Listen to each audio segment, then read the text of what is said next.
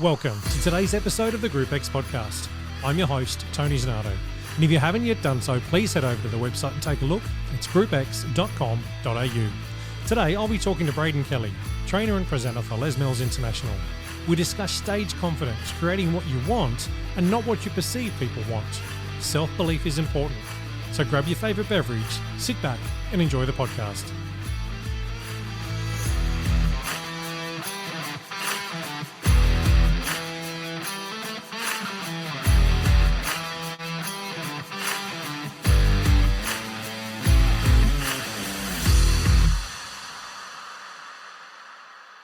Brayden, thank you so much for coming on the show and having a chat with me, mate. It's good to see you. My pleasure. Thanks for having me. Mate, all good. Hey, I hope you've had an awesome day. Next question. Yeah. No, certainly have. Every day is a good day. Good. Every day is a good day. Good. Mate, we're just gonna right from the top get into this. How did you get into the fitness industry? Oh, okay. Here we go. So my journey started when I was quite young. So I was playing state grade tennis between the ages, I'd say between, 13 up to about 16. Yeah. Playing once, sometimes twice a day, and training as well. So part of a pennants team, was captain of the pennants team, played for many seasons, and traveled all around WA playing tennis. Loved the sport. And towards the end of my last season, I injured my knee, and I didn't really ever follow it up with what happened. Didn't go see a physio or anything like that. Just thought I would take the break and then just return the next season. Obviously, being young, I had my first casual job at the fish and chip shop, which was just down the end of my street. Yep. And so, I mean, I was always a bigger kid. Definitely not athletic or lean, but tennis definitely obviously helped me kind of form a bit of fitness. But so I went from training almost twice a day, 5 days a week with tennis, to nothing and working at a fish and chip shop where we would be given free chips and food all the time. So I packed on the weight. Yep. So I actually became quite overweight. So I think when I was just 16, I weighed triple digits, which was a lot for me back then, which with no muscle. Yep. So yep. that was all fat, and that's okay. Working at the fish and chip shop, my friend at the time was a international model, and she'd be flown all around the world, and she would come back and do some school and work at the fish and chip shop. And one of the ways that she would keep fit was going to the gym and doing a BODYATTACK class. And so my friend said to me this one night at the fish and chip shop, said that I imagine it would have been quite a difficult chat for her, actually. She said, what's happened with tennis? Like, you used to love playing tennis, you used to be so fit. And I think she obviously knew I'd put on some weight. So she sold BODYATTACK to me like this. She said, why don't you come to the gym and do this cardio class? It's basically like a game of tennis, because you like do this track where you split the room and you do like all these ladder runs and drills. I was like, fuck yeah, let's go. All right, cool. So along I go to the gym, and I walked out after the push-up track, which is halfway through, because I was struggling. Yep. So left halfway through, but absolutely fell in love with it there and then. Excellent. So that was a Monday night class. Yep. And then next week I went back and stayed for the whole thing, and I was just at the back, uncoordinated, having no idea what I was doing. At the age of, I was 15 actually. I was 15 at this time, and I know that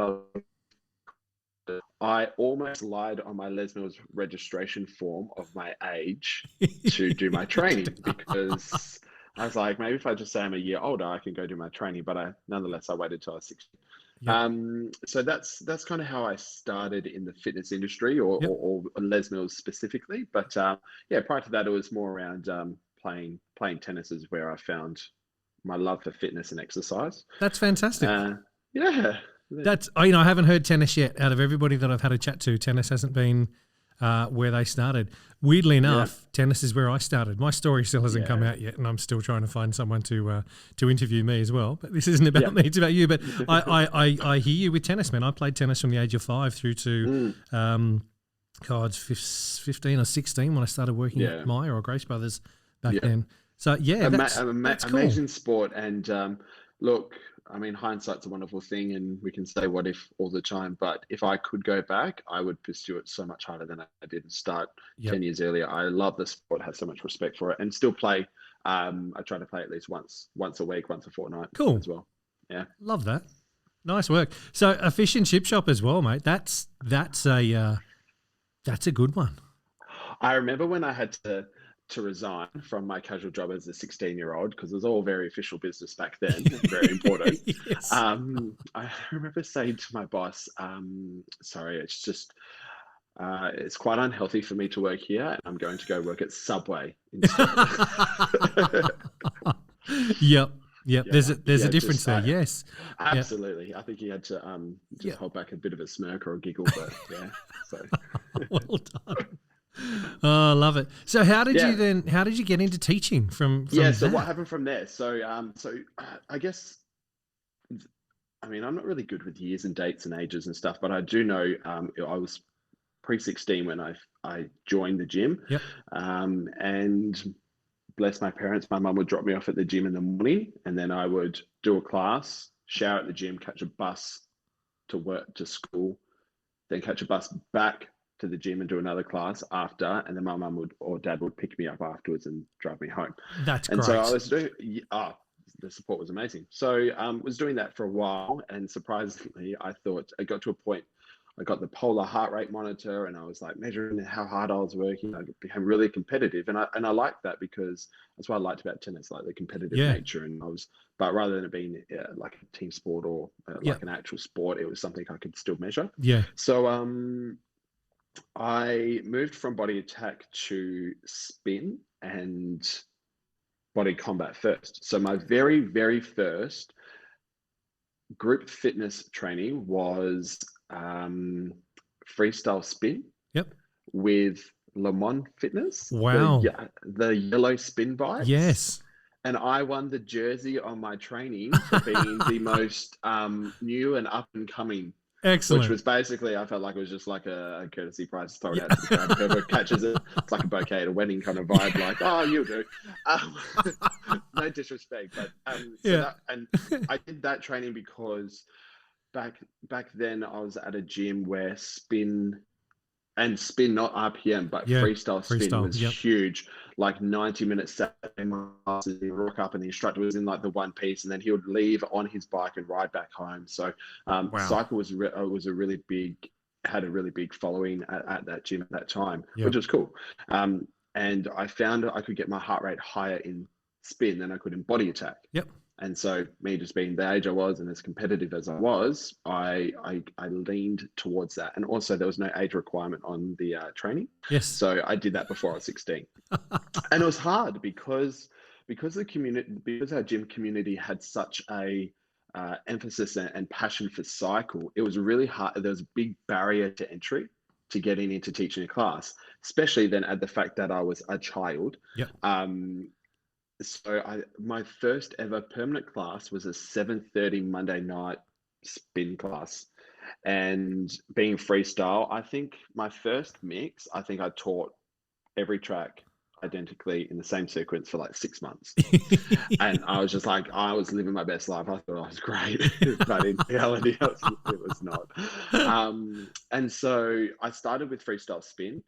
And then fell in love with body combat. So that was my very first module training, was on body combat 42. Wow. Yeah. Where are we at with combat these days? I'm not up to date with release numbers. Do you know where we are with combat? Neither am I. No, okay.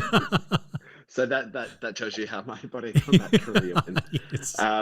So it was a huge module back in the days where we did 3 days, the Saturday, Sunday, the following Sunday. Yep. Well, we kind of gone full circle because we do 3 days now. There's just 8 weeks in between. Yes. So I had the warm-up track of Body Combat 42. And it would be 12 years ago, I think, 12, 13 years ago. Now, was that when they still had the sound effects? Or had the sound effects been moved out of the releases by then? There was a few releases, I think, that still had sound effects. The bell and the whoosh, or different. Cha-ching! Yes, yeah. Pow! Yeah. Yeah, so like I said, I don't know what release Body Combat's up to now, but I loved it, and I was fortunate enough to launch combat at that same gym that I started at. So Beautiful. they didn't have combat on the timetable, Yep. and I launched it, and I'm really proud to say I fucking nailed it. Like I just grabbed group fitness with both hands and Yep. just went for it. And like I have found over the years videos of me teaching, and I look at it and I'm just appalled at my technique and what I thought was back in the day I thought I was killing it, but I Yep. absolutely wasn't. But that's what happens when you're 16, 17 years of age. Mate, this is in WA, right? Yeah. So down at a gym called Body Power, down in Mandurah. So Mandurah is about just under an hour south of the city, Yep. and still definitely has like country vibes. So Yes. an hour Yes. out of the city in Perth is quite a fair distance, Yeah. right? Yep. So launched combat, and it went off. And I guess that gave me my first bit of confidence in group fitness, because the first opportunity I had was teaching freestyle spin. And like I said, there was that huge barrier to entry, and I got Yep. knocked back. And I remember the owner of the gym who taught the spin classes was like, it's going to take years, and you're a bit too young to be having your own like peak time slot. So, just give it time, keep participating, yeah. But not in a supportive growth way. Yep. It was quite a limiting, like it was an exclusive club that I wasn't yet invited to, Yep. and earned my stripes. So what I am fortunate about is, or grateful for, is they did go out on a whim and purchase the Body Combat license, and Yep. I ran that. Cool. And I think within 3 months we had like a booking system because the classes were booked out. Wonderful. I was like one of the only classes that was booked out, Mate, on the entire timetable. it shows that even though they weren't willing to give you the spin class, that they saw something in you. They still saw Correct. something in you in order for them to turn around and go, hey, man, you know what? Yeah, you've gone and done the training of this program. It's brand new. Come on, get in here and do it. We know you're going to be able to do it. So, mate, well done. Yeah. I like hearing those stories.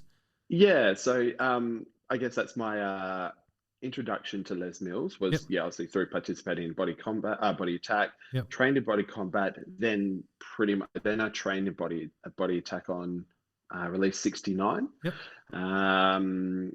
Had track 9, and I was my trainer for combat was Dave Baines, I think his name was. He was a trainer in WA for quite a while. Okay. Huge module. I think we had like 16 people or something, like the max numbers. Yep. And our current presenter for combat in WA, Dave Moritz. Yes. We did the module together. Okay. So I trained with Dave. With Dave. Yep. Yep. And then so Body Attack was released 69. And Kylie Gates was my trainer for that. Yep. Back in the day, I had no idea who she was. So I was just like, cool. Like, no clue. Mate, that's I'm going to say that's probably the best way to go into a module. If you don't know who they are, you have no expectations. Completely naive. No idea what I was doing. No idea. I was just, and Claire Thompson as well, who was very heavily involved in Body Attack, was doing. She was running components of the module to get signed off as a trainer as well. Yeah. So that was my Body Attack module.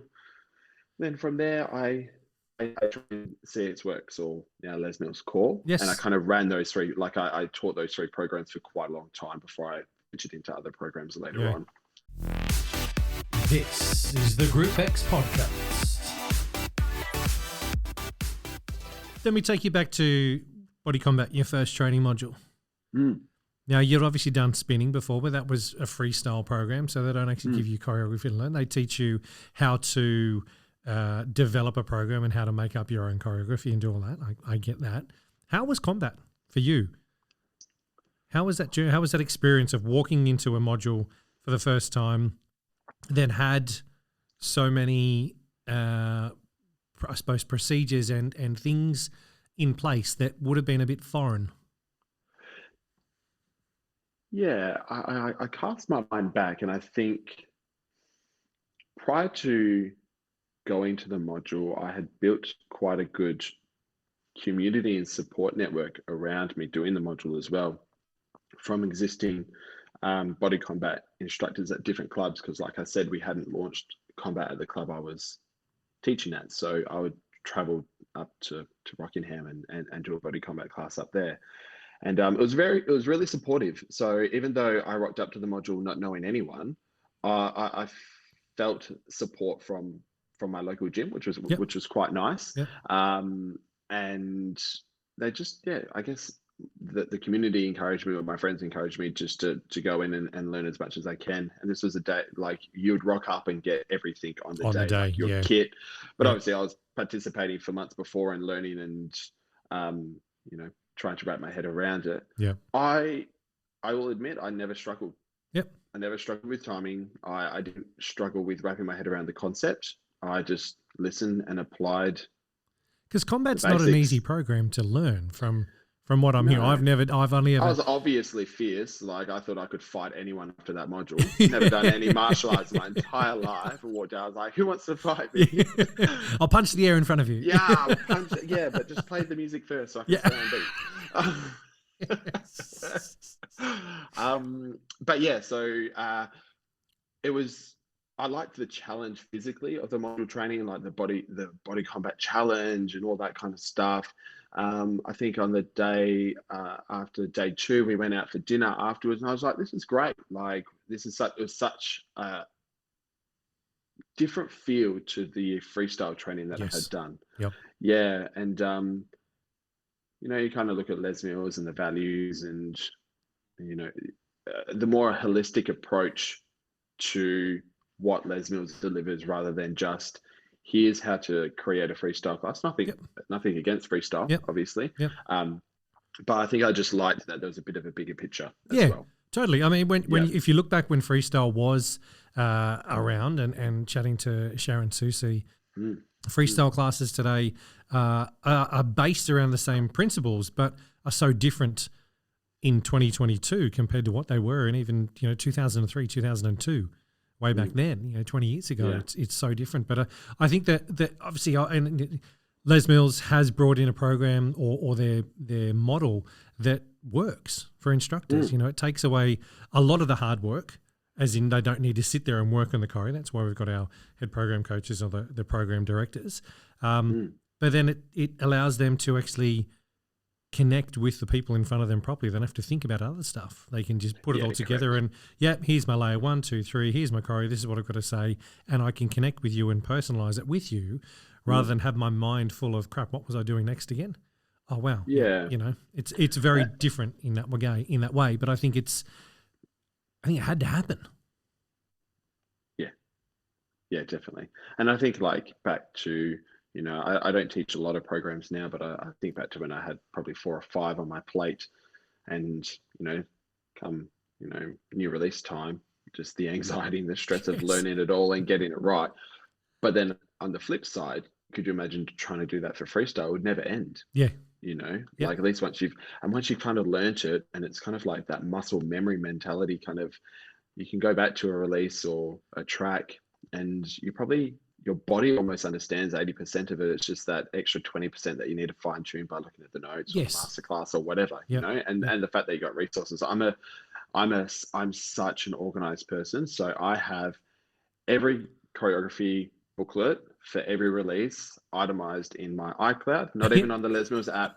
It's organized in I download the music and put it in my phone, I don't use the app, but I go as far as changing the name of the track. So for example, Body Attack, I'll go BA-01.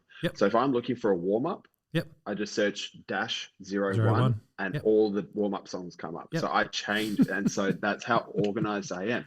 And so freestyle was never going to work for me. It was never going to work. Because it's just a bit too chaotic for me. Mate, I used to do the exact same thing before it was digital download with the CD and DVD kits. I would be uploading it into iTunes, and that's exactly how I do it. RPM 50-01, RPM 50-02. So I knew what release, what track it was. So that exactly, I'm looking for a track 2. Bang. Okay, there it is. Yeah, that one. Yeah, it was easy. You had to do it. I mean, especially then I was teaching close to 15, 16 classes a week of RPM back then. I was trying to change it up every second class because I was not that I was getting bored, but I wanted the people in front of me to have a different every time I went in there, it was a different release, no matter what. There could have been one track from what we did yesterday or the day before or last time you were in here last week, but I wanted to make sure that every time I went in, it was different to keep them on their toes and keep them entertained as well. And I think we need to acknowledge that keeps instructors engaged as well. Yes. And you, like, from a participant's point of view, when you rock up to a class, you want an instructor that wants to be there and is excited to teach, right? And if you're teaching 15 classes a week, which I've never done and could never do, so credit to you.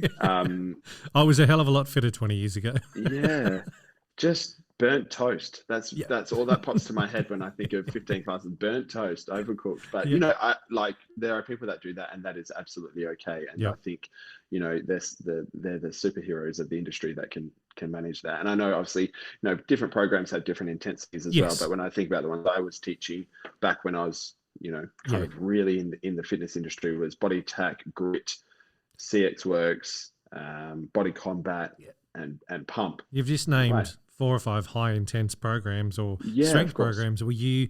Yeah, that was. Yeah. Not saying that I ever faked the resistance style. No. Not ever saying that I ever did that. No. But no. I will admit that I have, absolutely. I have no shame in saying that. And I have always loved training hard. Yep. And I think if you ask anyone, any participant in any of my classes, that anyone that does my classes, that is probably one of the first things that they will say is that I train very, very, very hard in my classes. I never take the piss, and that's why I can't teach. Not saying that, that's why I don't teach a lot, because when I do teach, I want to give it my all. Yeah.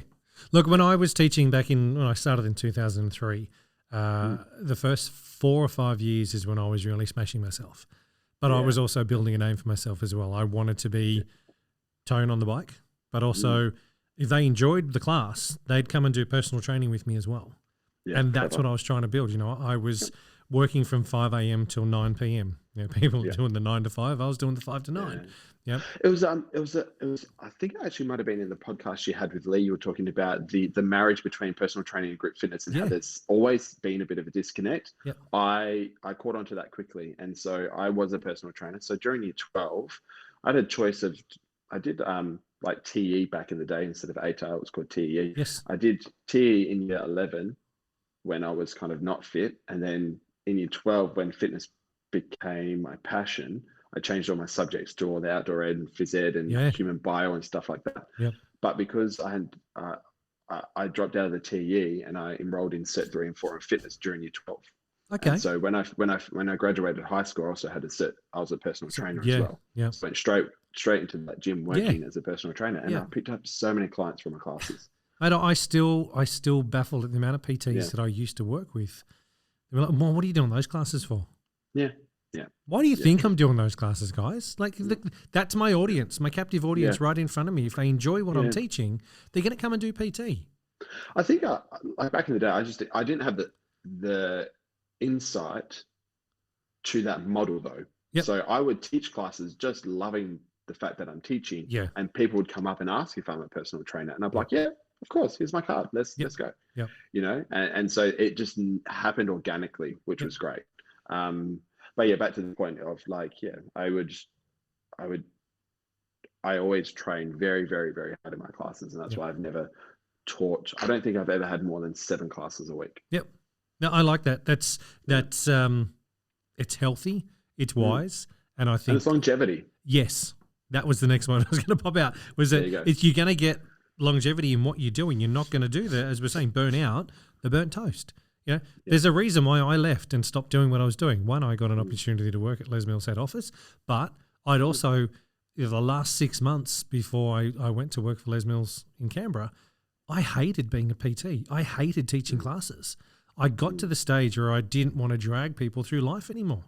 I'd be getting phone calls or SMSs on a Saturday night from clients saying, "Oh, is it okay if I go and have a couple of beers and eat a pizza or a kebab on the way home?" I'd be like, "What do you think?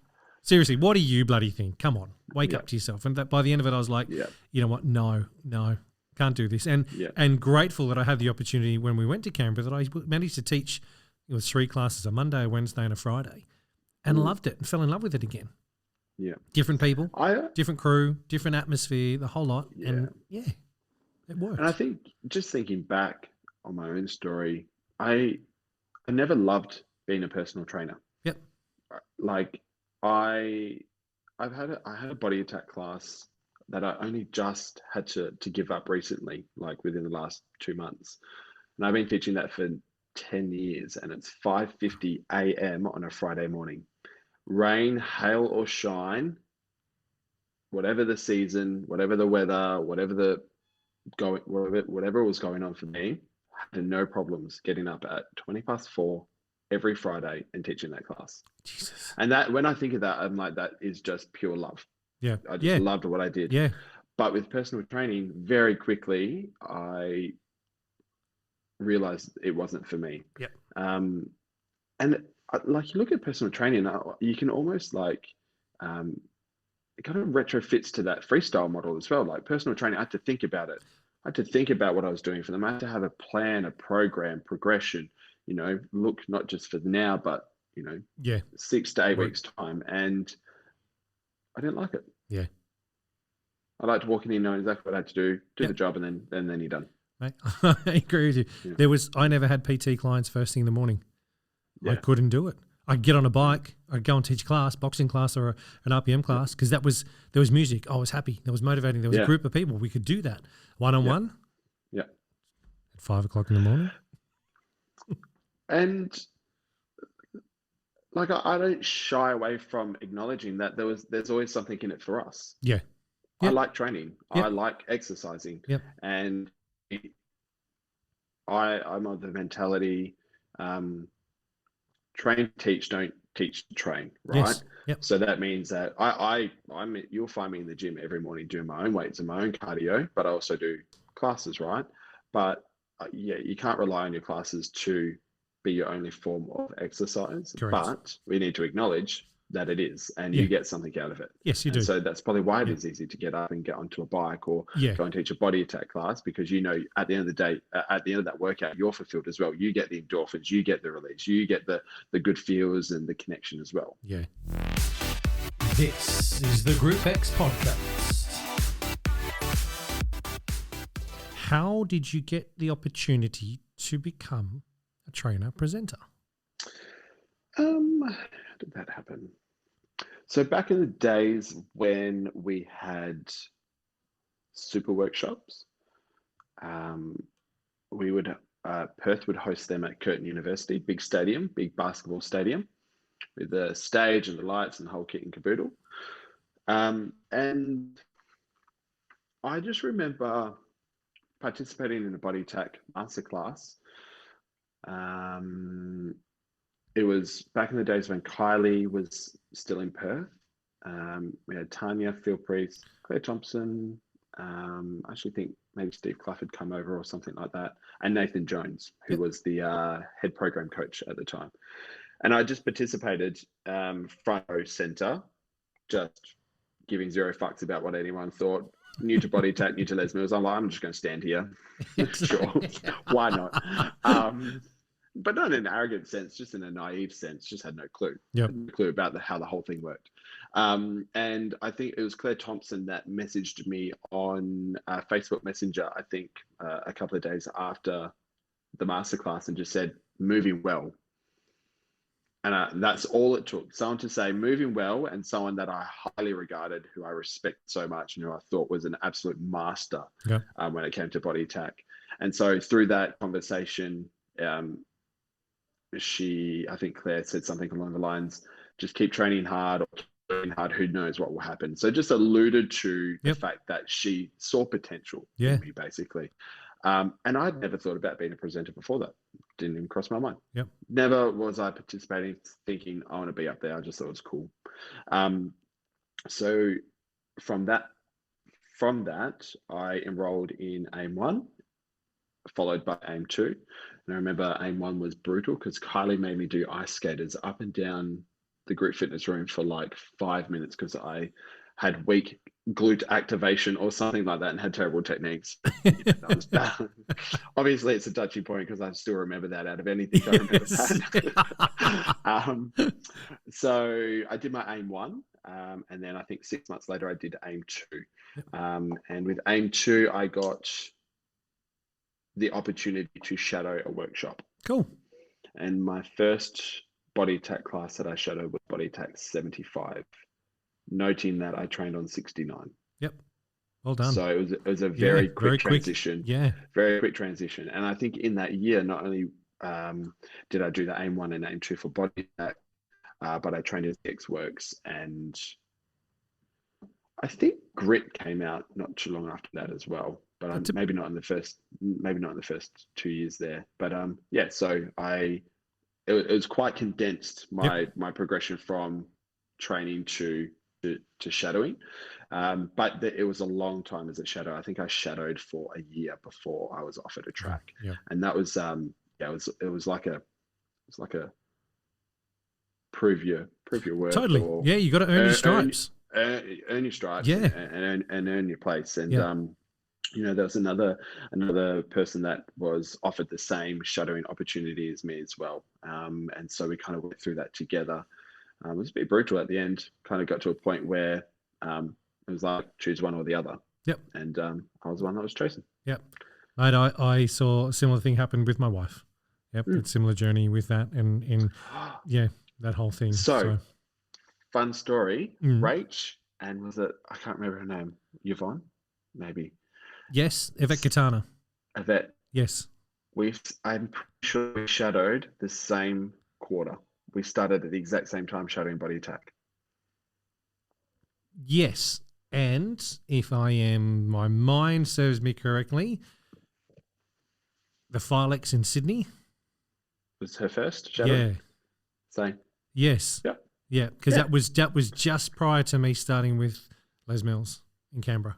Were you New South Wales based then? No, so I did at that quarterly at that Filex, I was still working for Fitness First.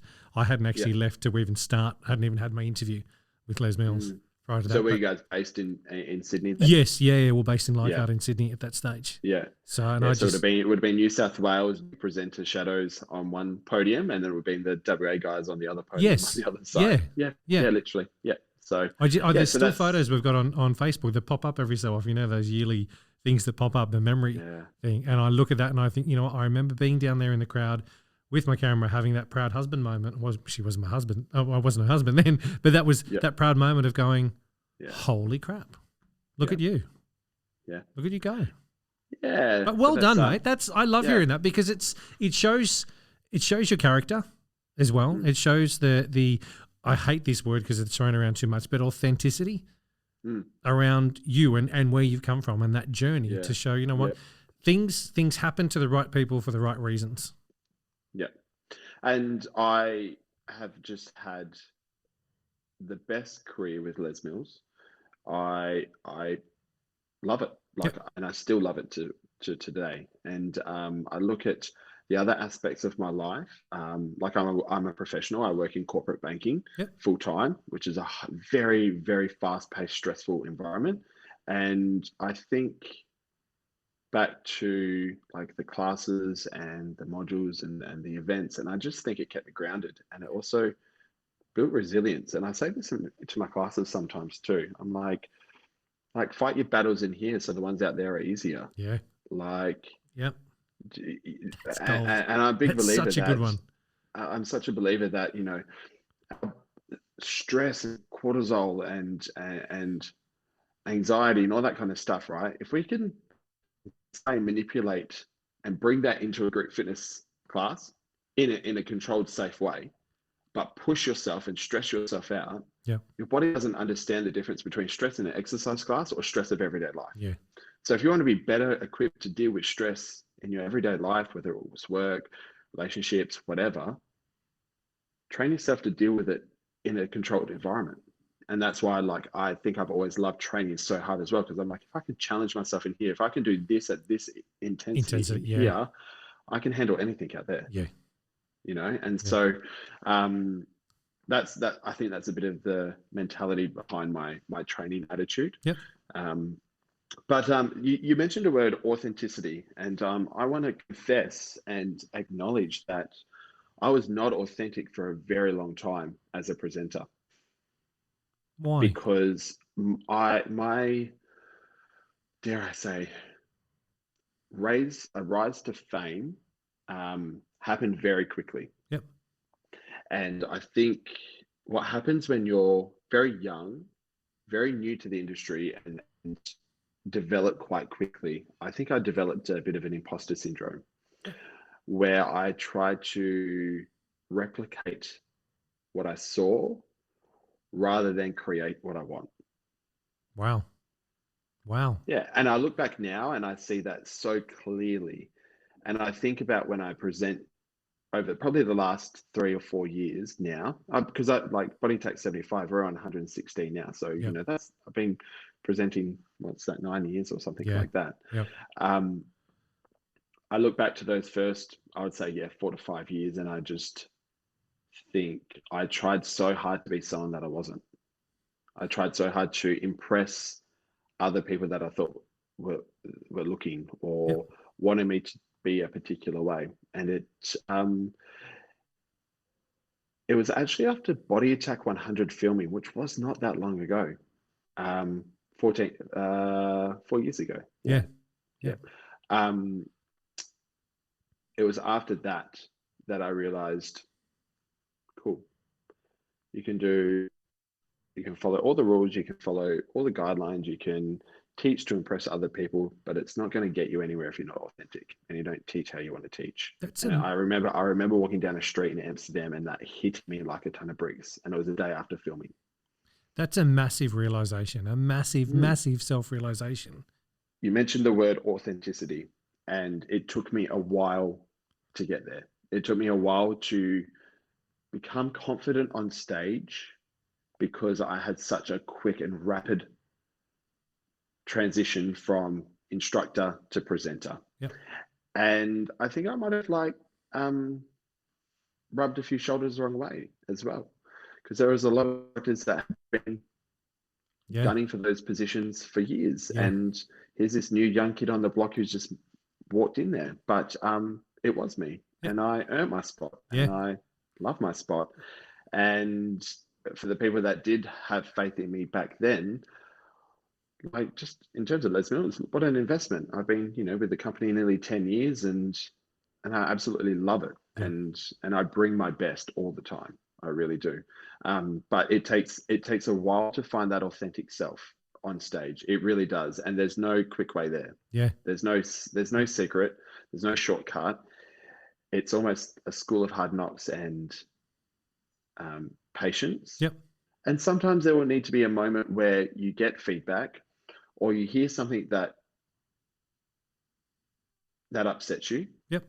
Or makes you take a step back and just review the whole situation, or look at it from a different lens. Yeah. And that's where my realization happened around being authentic and not ticking boxes to impress someone else. Yep. But from that point on, my purpose was to teach the best class to the people in front of me. Yeah. And that wasn't in front of the cameras, or when it was going to be filmed and put on a DVD. It was the people that were rocking up to my 5:50 a.m. BODYATTACK class who actually needed the class. Yeah.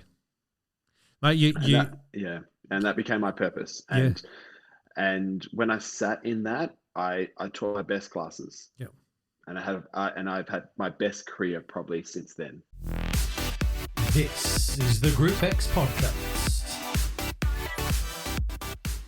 You touched on filming just then, so I want to go down that path as well. Obviously, you've done some filming. Which filmings have you been on? What have you done? Yes, so I was very fortunate to be invited to present BODYATTACK 100 that we filmed in Amsterdam. That was in 2017, just before my 25th birthday. Awesome. Yeah, so nice. Actually we filmed in October, the week before my 25th, and then I traveled through Europe for a month afterwards. Beautiful. So that was just such a highlight for me, teaching teaching Body Attack 100. I think there was about just over 2,000 people in the class, Wow. and it was in what I imagine was a heritage listed building. It used to be an old flour factory, and it was a circular room. So the Yep. stage was circular, the room was circular. I've seen some Um, photos. Yeah. yeah.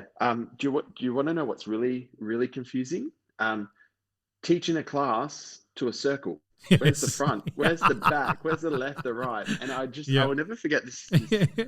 And because the stage was illuminated from underneath, they couldn't put anything on the stage because it would stick out like a sore thumb. Yeah. So you never really knew where the center was. All we had was the camera, and right above the camera was this big, like, look here, like Yep. this is the camera, this Yep. is the center of the room. Yep.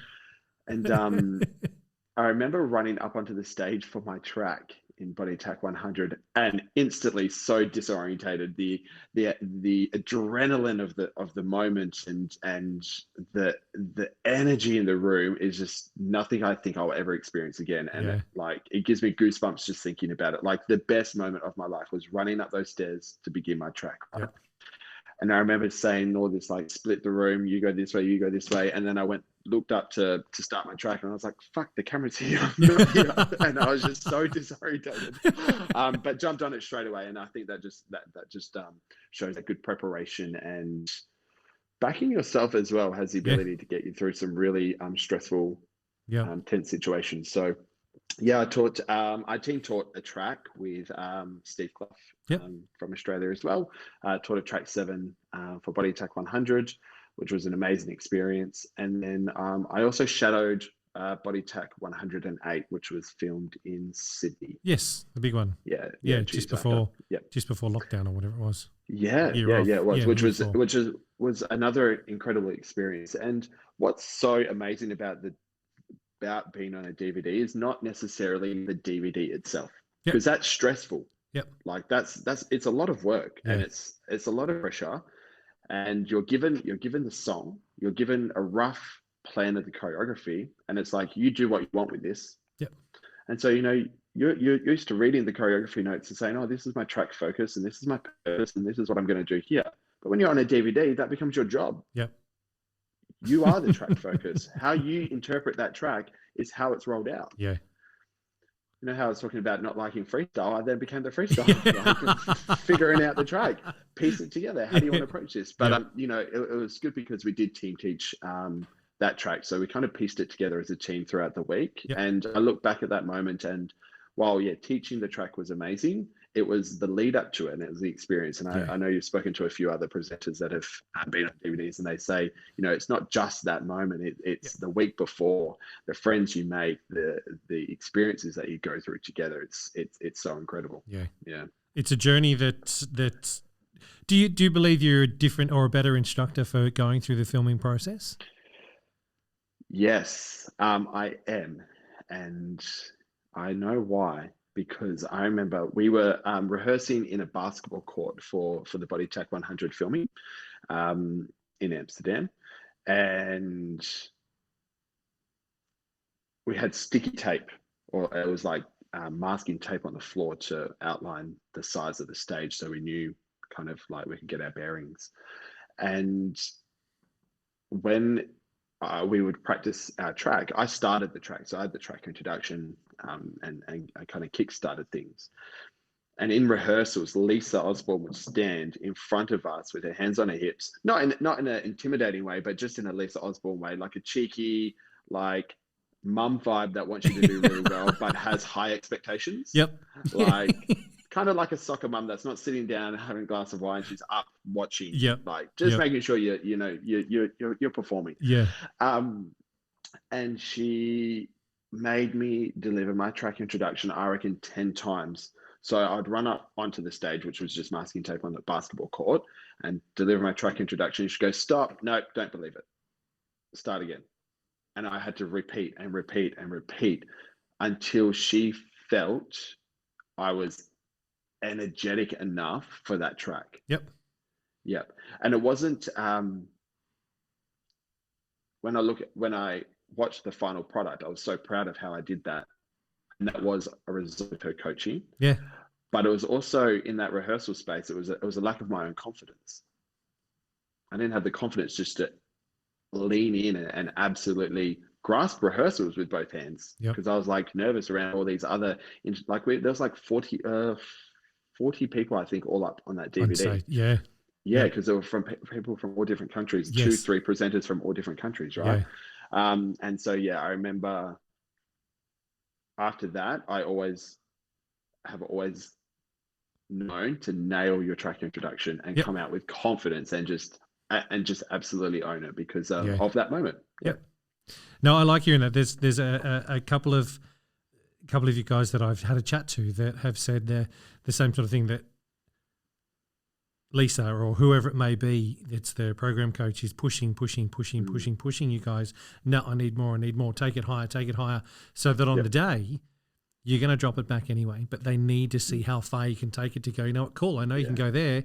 Brilliant. Yeah. Now I just need to bring it back a little bit. That's where I need you to be. I remember I actually got a bit frustrated, and I think it was the second time of doing that rinse repeat kind of track intro. I continued to run off the stage, which again, like I said, was masking tape on the floor, and picked Lisa up and moved her out the way, and I said, that will do. I just want to get on with my rehearsal. Enough of this shit. Enough, Mum, enough. Yeah. And Lisa's like this tall, like 5 foot or something like that. So it wasn't that hard to pick her up and move her out the way. What an absolute incredible experience filming BODYATTACK 100, and I still talk to many of the presenters that were on that DVD from all over the world, and it's how amazing is that? Like, how amazing is that?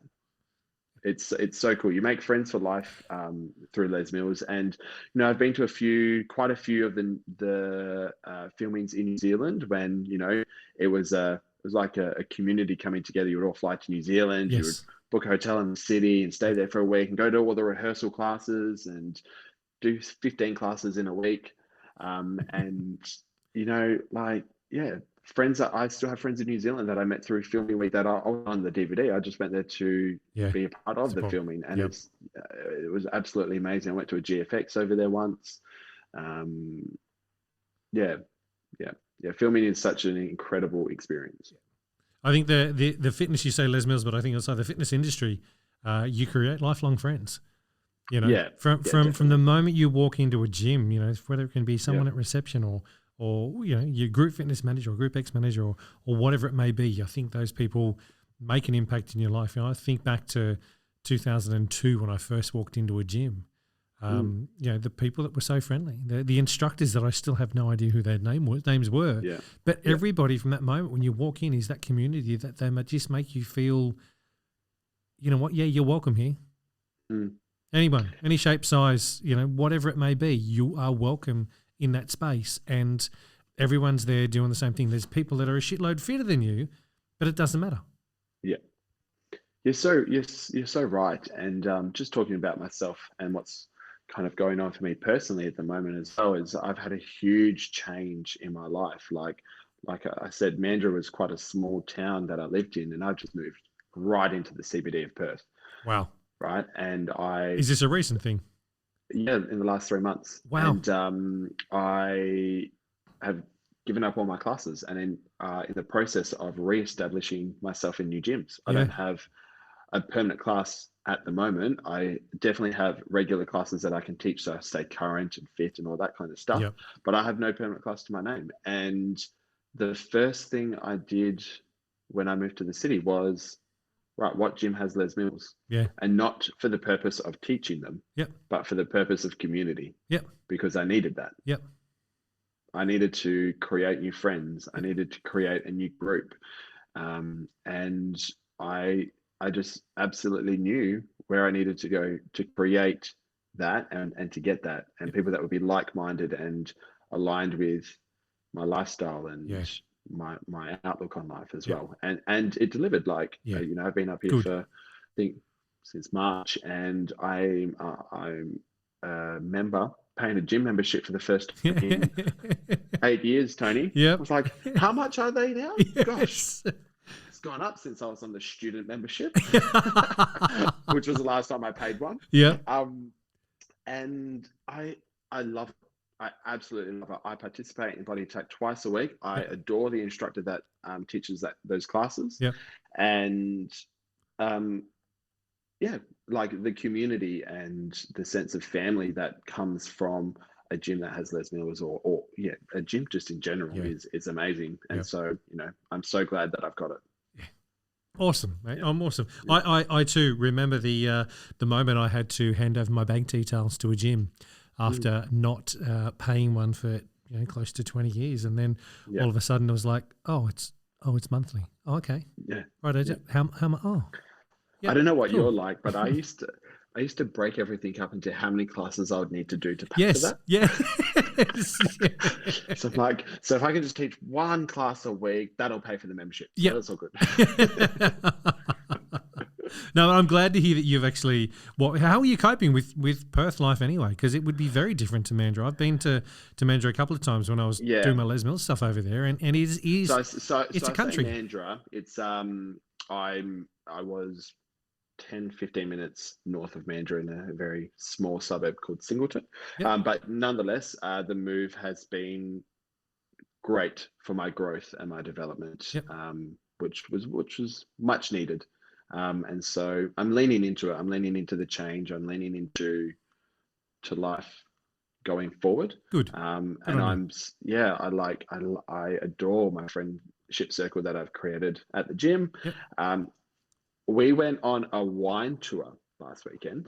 40 of us, Holy not moly! staff, Yeah. not staff, by the Just way, yeah. members. This was a member organized wine tour, which had staff and participants, Great. that started at 10 a.m. and I got home at midnight. Brilliant. And it was amazing. So wholesome, Yep. so positive, just great people, great community. And I actually think when I say all this, I'm like, that's actually quite rare for a gym. But like, the common thing is that group fitness, they're all group fitness participants. Yeah. Yep. It's so amazing. We Yeah, cool. cool. Rachel and I haven't lived in Canberra now for almost 6 years, I think 5.5, 6 years. But we still get included in emails from the group of people that we met down there that are still organising. Oh, it's such and such's birthday lunch. We're going out here. We're doing that. We haven't been able to go to any for the last couple of years because Leah and other things happening in life. Yeah. But we still get invited all the time. They're coming up here in August. There's a group of 30 of them coming up here. They're like, we haven't seen you guys in ages. We're coming up for lunch. Where are we going? We'll meet you in town. We're like, cool. Well, that's they're just the community feel, the community that you get involved in. It's family for life. It's brilliant. Yeah, and I would encourage any instructor to lean into it as well. Yeah. Sometimes it's not all glamour. Like there are times when people tell you things that are quite heavy, and they confide in you, or they maybe even ask a bit much. Yep. For what it entails or Yep. what it should involve. Yep. And I think it's because when we teach group fitness classes, we're quite positive and encouraging and motivating, right? And I think for some people, depending on what they're going through at that particular point in time, find comfort in that. And so, sometimes you do find yourself sitting on stage for half an hour afterwards talking about family and being a bit of a therapist and a best friend and a personal trainer and a doctor and all kinds of things. Oh, I've got this lump and this is happening. And it's like, okay, cool. Yep. Definitely just cert 3 in fitness. Yeah. Not a GP. Not a doctor. Go and see your doctor, but I'm lovely chatting to you. Yeah. Awesome. I'll see you next week. Yeah. So absolutely love it. I love the community of it. But so from there, I think my career with Les Mills then took another step after Lee Smith took some Perth trainers through a trial of Sprint, Les Mills Sprint. Yep. So I was invited along to attend, which was basically for the purpose of running the module as LMI had written it, and Lee would provide feedback on what worked, what didn't. Yep. So, there was, I can't remember how many there were, but it was only trainers and presenters that did that. Yep. And at the end, you got certified in the program, which was great. Cool. So participated in Les Mills Sprint for the first time and fell in love all over again with a new group fitness program, with the Les Mills program. Excellent. Les Mills Sprint. And it just, it ticked every single box. It was intense. It was hard. The music was amazing. It still is amazing. It was 30 minutes. It was in and out. And I actually really enjoyed the no impact side of things. Yep. As cliche as that sounds, because we sell sprinters like, oh, if you want high intensity without the impact, you do sprint. But it is true. Like Yes. I can never get my heart rate up in body attack as high as I do in sprint. Yep. Remember back to where I started was I did spin because I could train harder in spin than I could in body attack. Right. So I'm like, my heart rate is limited by my physical ability in body attack, not my fitness. Yeah. You know, so did the trial module with Lee and was fortunate enough to be asked to present the program after that module when Sprint officially launched. And so it's on I joined the Sprint team from day one, and then became the HPC of Sprint as well. Oh wow! For I think just over 2 years after Dallas stepped down for a little while. Yeah. So Dallas, I think, moved on to another company for a little while, and I took the opportunity to step into the HPC role, which was managing the trainers, the presenters across Australia and Southeast Asia, and that was my first taste at leadership. Yep.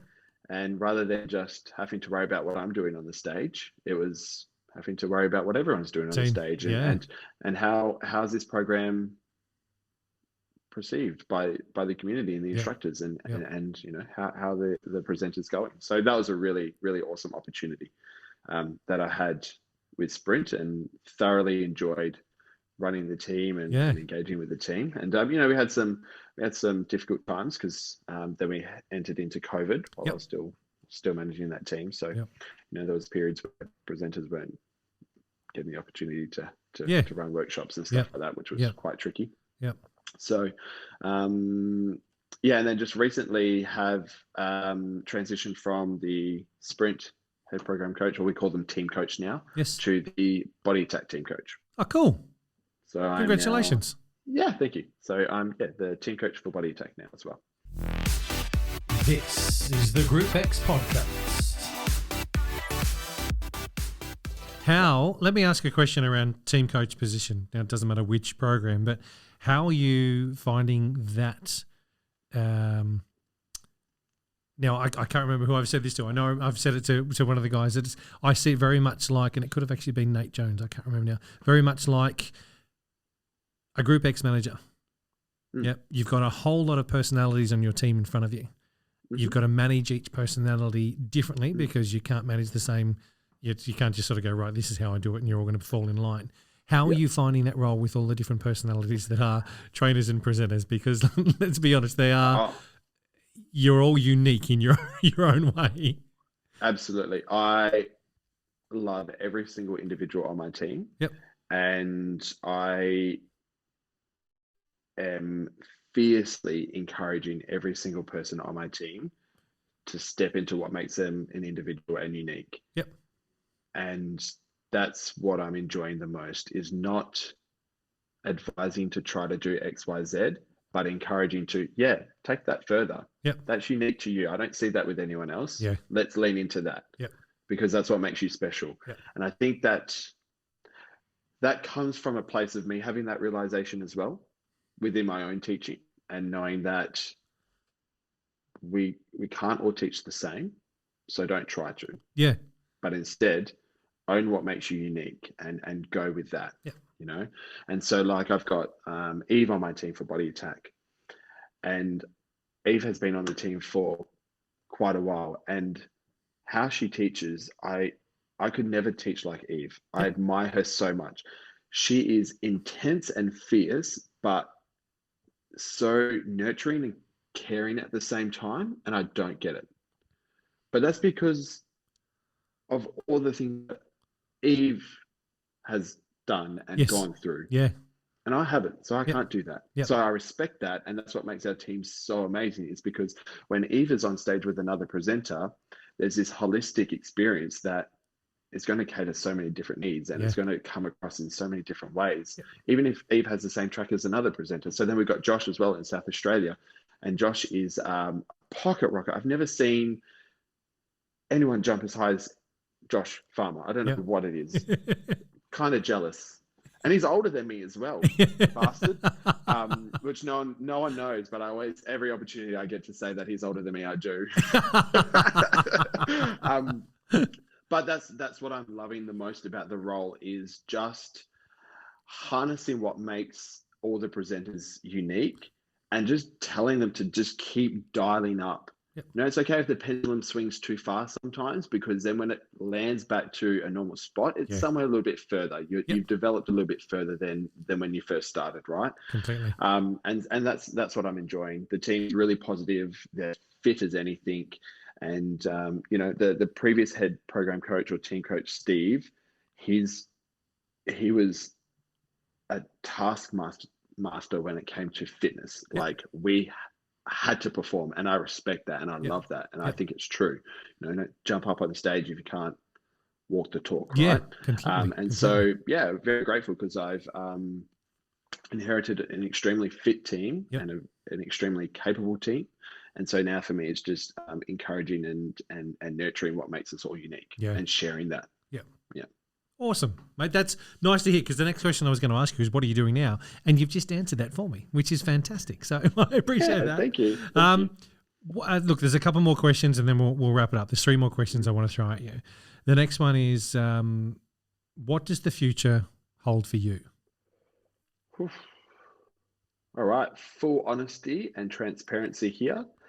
I have worked in finance since I was 18. And I'm turning 30 later on this year. And I'm going to quit my job probably March next year and travel the world for at least 6 to 12 months. Good on you. And I've thought about whether I want to work. And I've thought, no, definitely not in finance or corporate or anything like that.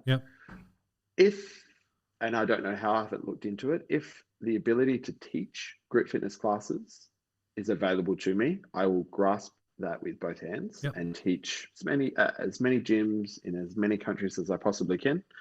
Definitely acknowledging that I'm English speaking only, so that's limited. But that's what the future holds for me. I'm ready to travel, ready just to kind of spice and shake things up a little bit. And good on you. Yeah, mate. I don't regret anything I've done, but if I had the opportunity to travel, if the opportunity had ever brought itself to me, or I'd had thought that inkling in my head, I would have gone and done it. And I think anyone that does it, you're going to learn so much about you on your journey as well. Discover so much. I'm excited for that. I'm excited just to learn about the world I live in, learn about who I am in that world. And oh, mate, grasp that and go for it. I fully support you with that and say, you know what? If you don't, you're an idiot. Just go and do it, man. Go. Yeah. Good on you. Awesome But stuff. It's a perfect time as well. It's a perfect time. It couldn't have happened any earlier. And any later, I would have regretted not going sooner. It's the right thing. So, Well, cool. Next question. So last 2. Now I'm just going to try and work on which way I want to throw these at you.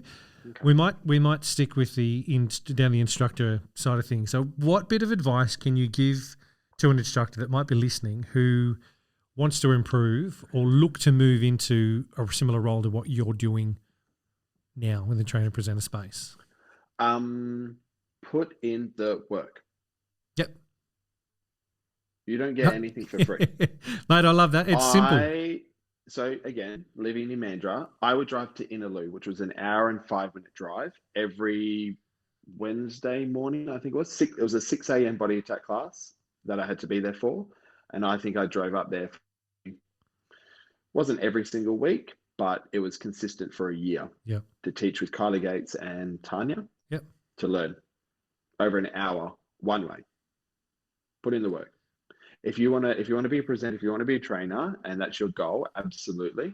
You need to reach out. You'll need to team teach with people that you respect and aspire to be like, and learn from them. Because that's what I did. That's what I did. And then just be yourself. There's nothing more appealing than an instructor that is confident on stage being who they are and owning it. That's all you got to do. Yep. No, I like it. Straight to the point. And guys, if you're listening, listen and take it on board. Yep. Be you. There's Be you know you. there's the technical aspect of needing to go through the right module trainings and Of course, yes. do the right things. Yeah. But all that Yeah. is what they will look for is that people Yeah. that want to put in the work and the people that are authentic. Yeah. You know? You've got to tick the boxes and go through the right channels, but you need to, if you're looking for what else can I do and where else can I, what skills can I hone in on, just hone in on you. You need to be teaching, and I've said this, or people have said this to me as well, teach to who's in front of you on that, you know, that Tuesday night, 5:30 or Monday morning, whatever time it is, just teach to those in front of you. That's where it's going to come from. That's that place, as you're saying, of authenticity is right there in front of you. If they're loving you, you know you're ticking boxes. Yeah, being you, being 100% you, stay in your lane and do you. Absolutely. And respect to the model and ticking boxes. I spent quite a few years ticking boxes, and it was important and it was necessary because it builds your skill set. Because when you are thrown an oddball and you're in a class and there's someone that's not great at it, you can always rely on ticking those boxes and delivering the basics and all, you know, your layer one coaching, your layer two coaching and all that kind of stuff. You need to be able to rely on your foundations because you can't build anything if you don't have the foundations, right? Yeah. So then I would just like to add one more point to that. Yeah, put in the work, be yourself, but know that it takes time. It takes time to become a great instructor, like it does in any field. Yeah. It just takes time and experience. You need to go through the shit classes. You need to go to the classes where two people rock up. Yeah. You need to go to the classes where your mic doesn't work and you're reliant on your visual cues. You need to get a few knockbacks around your technique doesn't look great. You need to be doing ice skaters up and down the group fitness room in an AIM-1 for 4 hours. Kylie, he's okay. He's okay, Kylie. A little bit of a nervous twitch, but that's okay. Do you know what I mean? Like it's all positive. It's all good. It just builds you to be a better instructor. Yeah. And you'll be better for it. So sometimes, you just got to go, okay, I'll take that on board and I'll learn and I'll listen and I'll implement and I'll adapt. And it would just be another thing that adds to me being a great instructor. Don't throw your toys out of the sandpit. Don't get your knickers in a twist. Just take on board the feedback and go. So I have so much respect for Claire Thompson because she was an absolute bomb when it came to body attack. But one thing we would always say just before a workshop class or a master class is we would look at each other and go, it's just group fitness. Yes.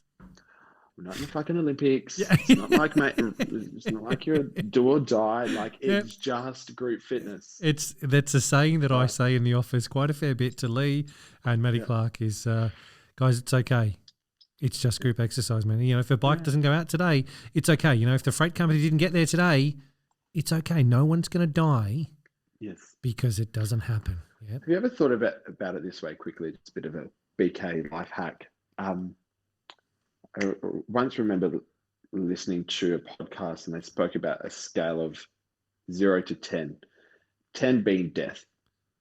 So if you think 10 is death and that's it, you very quickly realize that everything sits around a 1 or a 2. Yep. And that's how I look at things. Yeah. No. If I'm not dying, it's a 1 or a 2. It's fine. Yeah. Hey, last question we'll teach you up with. Think about our industry. Does the industry need to change anything? If so, what? Well, I hope I don't get myself in this shit. Oh, there's a truth bomb coming here, people. You heard it here first. Let's go. No. Okay. I think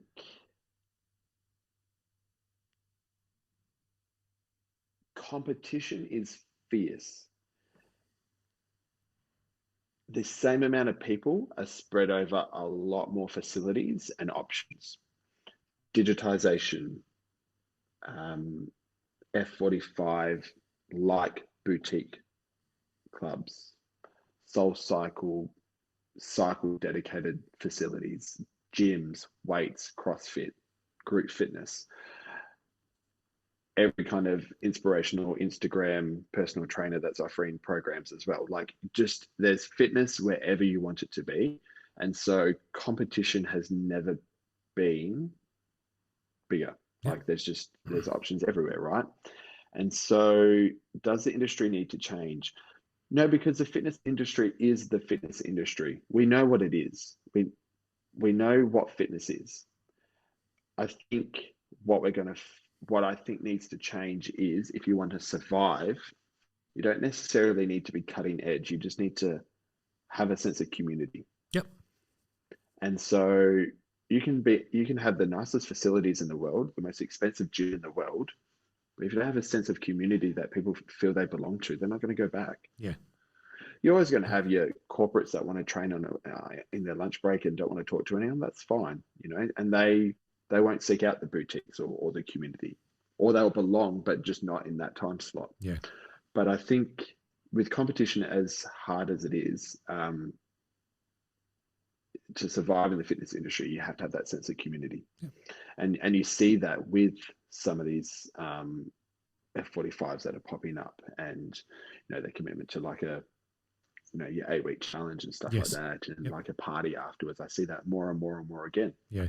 I mean, like the gym that I'm a part of now, I'm like already excited for my next wine tour. Yeah. I'm not too worried about the workouts in between. Yeah. But I think the fitness industry offers everything. Yep. Everything you want fitness to be. If you want to do CrossFit, you want to lift heavy, there's a place for that. If you want just cardio, there's a place for that. I don't think there's anything missing. Yep. I just think it's around survival of what will work, and that comes from a sense of belonging in the community. Mate, thank you. Thank you for that answer as well. But mate, thank you for coming on the show. Thank you for having a chat with me and spending an hour and a bit of your night chatting to me around group exercise, mate. I've thoroughly enjoyed it. There's more about you now that I know that I didn't before, and I'm sure that people listening are going to be going, oh, wow. Yeah, okay. The same thing. Yeah, so, cool. Mate, I wish you all the best in Perth. I hope that goes really, really, really well for you, and I hope you find some classes to teach in there soon. Oh, yeah. No, I definitely will. And thanks so much for having me on. And I love listening to your podcast. And thank you. I'd recommend it to any instructor that's either new in the industry or has been here since day one and just wants to kind of get a bit more of an insight into, bit of a life of a group fitness instructor and trainer presenter.